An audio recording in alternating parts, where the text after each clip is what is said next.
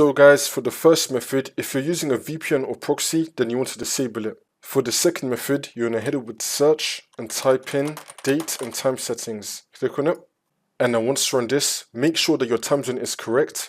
Make sure that you have set time automatically turned on. Now, you're going to scroll down and then click on sync now. Make sure that your date and time is fully synced up.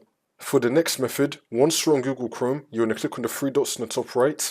Now, you're going to click on settings. And then once you're on this, on the left hand side, you're going to click on About Chrome. It's now going to start checking for updates. Make sure that your Chrome is fully up to date. If that's still not working, then for the next method, on the left hand side, you're going to click on Privacy and Security. Now you're going to select Delete Browsing Data. And then once this comes up, you're going to set the time range to all time, and you're going to select Cookies and Cache. You can unselect everything else if you want to, but make sure that you select both Cookies and Cache, and then click on Delete Data. See if that works. For the last method, you just want to restore your computer, and then hopefully this will not fix your problem.